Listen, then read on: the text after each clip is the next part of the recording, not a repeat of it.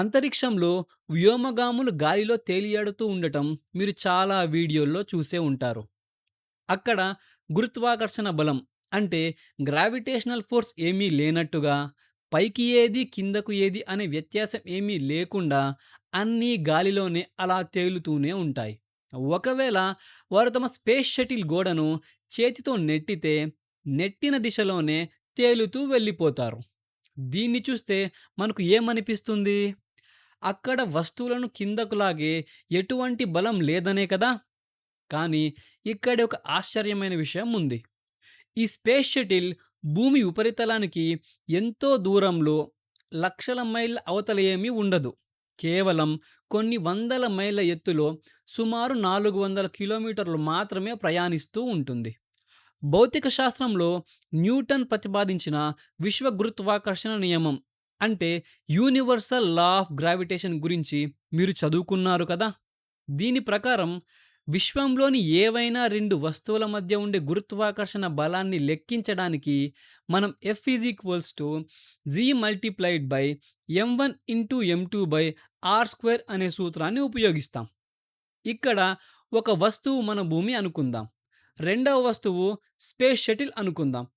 ఈ సూత్రంలో దూరం ఆర్‌ను భూమి కేంద్రం నుండి ఆ వస్తువు కేంద్రం వరకు కొలుస్తాం. అంటే ఈ దూరంలో అత్యధిక భాగం మన భూమి వ్యాసార్థమే. అంటే రేడియస్ ఆఫ్ ఎర్త్ ఉంటుంది. కాబట్టి మనం భూమి ఉపరితలం మీద ఉన్న లేదా ఉపరితలానికి కొన్ని వందల మైళ్ళ ఎత్తులో అంతరిక్షంలో ఉన్న ఈ ఆర్ విలువలో వచ్చే మార్పు శాతపరంగా చూస్తే చాలా స్వల్పం. దీనిని బట్టి మనకు ఏమర్థమవుతుంది? అంతరిక్షంలో కొన్ని వందల మైళ్ళ ఎత్తులో ఉన్న వ్యోమగాములపై పనిచేసే గురుత్వాకర్షణ బలం భూమిపై మనకు ఉండే బలానికి దాదాపు సమానంగానే ఉంటుంది. మరి అక్కడ గురుత్వాకర్షణ బలం బలంగానే ఉన్నప్పుడు వ్యోమగాములు ఎందుకు కిందకు పడిపోరు? ఎందుకు అలా గాలిలోనే తేలుతున్నారు? దీనికి అసలు కారణం ఏమిటంటే అంతరిక్షంలో గురుత్వాకర్షణ బలం ఖచ్చితంగా ఉంది. అలాగే ఆ వ్యోమగాములు నిరంతరం భూమి వైపుకి పడుతూనే ఉన్నారు. వినడానికి ఆశ్చర్యంగా ఉన్నా ఇది నిజం.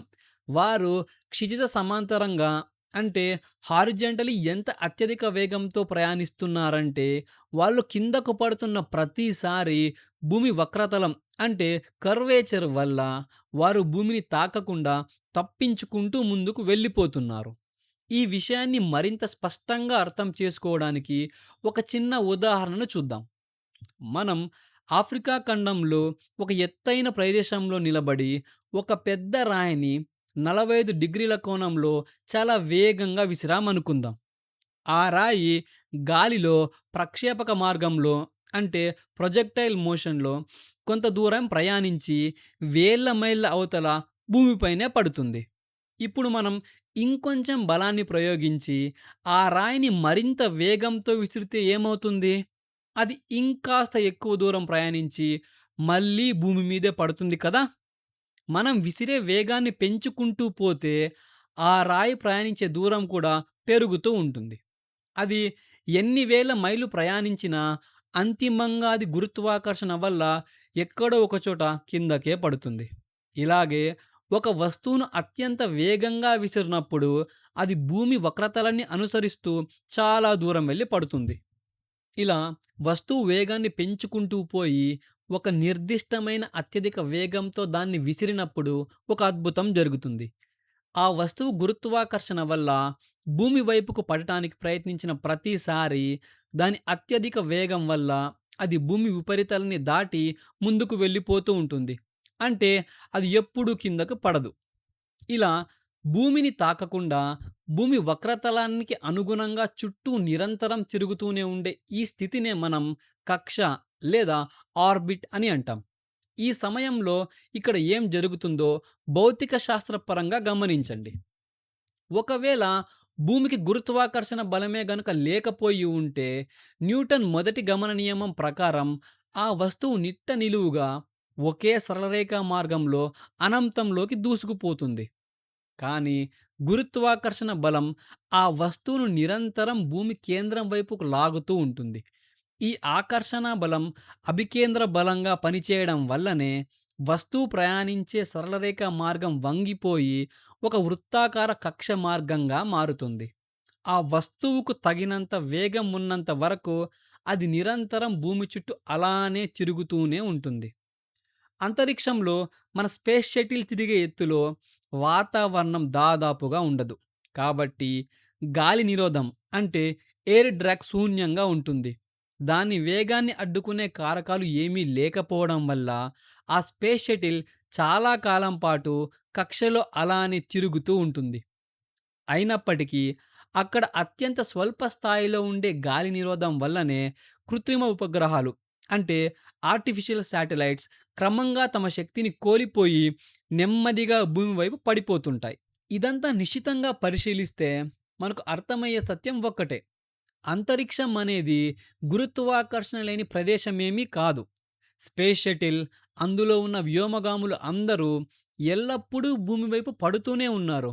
కానీ వారి క్షితిజ సమాంతర వేగం ఎంత ఎక్కువగా ఉందంటే, వారు కింద పడుతున్న ఎన్నటికీ భూమిని ఢీకొనకుండా తప్పించుకుంటూ దాని చుట్టూ భ్రమిస్తున్నారు. ఒకవేళ వారు కక్షలో తమ వేగాన్ని తగ్గించుకున్నా, లేదా బ్రేకులు వేసినా, వెంటనే వాళ్ళందరూ భూమి వైపుకు స్వేచ్ఛా పతనంలో అంటే ఫ్రీ ఫాల్‌గా కిందకు పడిపోతారు. కాబట్టి భూమి నుండి కేవలం 3, 400 మైళ్ళ ఎత్తులో వెళ్ళగానే గురుత్వాకర్షణ అకస్మాత్తుగా మాయమైపోదు. లక్షల మైళ్ళ దూరం వెళితే దాని ప్రభావం గణనీయంగా తగ్గొచ్చు గానీ, ఈ ఎత్తులో మాత్రం ఆ బలం ఖచ్చితంగా బలంగానే ఉంటుంది. కేవలం అత్యధిక వేగంతో కక్షలో స్వేచ్ఛగా పడుతుండటం వల్లే వారు ఎప్పటికీ భూమిని తాకరు. ఇదే గురుత్వాకర్షణ లేని జీరో గ్రావిటీ అనుభూతిని నాసా భూమి మీద కృత్రిమంగా సృష్టించింది. వ్యోమగాములకు శిక్షణ ఇవ్వడానికి వామిట్ రాకెట్ అనే ఒక ప్రత్యేకమైన విమానాన్ని పరావలయ మార్గంలో లేదా ప్రక్షేపక మార్గంలో ప్రయాణించేలా చేస్తారు. ఆ విమానం బాగా పైకి వెళ్ళి అకస్మాత్తుగా కిందకు స్వేచ్ఛా పతనంతో పడేలా చేస్తారు. ఆ కొద్ది క్షణాలు విమానంలో ఉన్న వారందరూ గాలిలో తేలుతూ స్వేచ్ఛా పతన అనుభూతిని పొందుతారు. మనం ఎత్తైన ప్రదేశం నుండి బంజీ జంప్ చేసినప్పుడు లేదా రోలర్ కోస్టర్ పైనుండి కిందకు వేగంగా పడుతున్నప్పుడు కడుపులో కలిగే ఆ వికారమైన అనుభూతినే ఈ వ్యోమగాములు అంతరిక్షంలో నిరంతరం పొందుతారు. ఇలా నిరంతర స్వేచ్ఛా పతనంలో ఉన్నప్పుడు కలిగే ఈ భావన సుదూర విశ్వంలో నిజంగానే ద్రవ్యరాశి లేనప్పుడు గురుత్వాకర్షణ లేని స్థితిలో కలిగే భావనకు సరిగ్గా ఒకేలా ఉంటుంది. వాటి మధ్య భౌతికంగా ఎలాంటి తేడాను మనం గుర్తించలేము. స్పేస్ షటిల్ లోపల కిటికీలు గనక లేకపోతే తాము భూమికి దగ్గరగా స్వేచ్ఛా పతనంతో కక్షలో తిరుగుతున్నారో లేదా గురుత్వాకర్షణ లేని సుదూర విశ్వంలో ఉన్నారో వ్యోమగాములు కూడా కనిపెట్టలేరు. వస్తువులు అంతరిక్షంలో తేలడం వెనుక ఉన్న అసలైన భౌతిక శాస్త్ర రహస్యం ఇదే.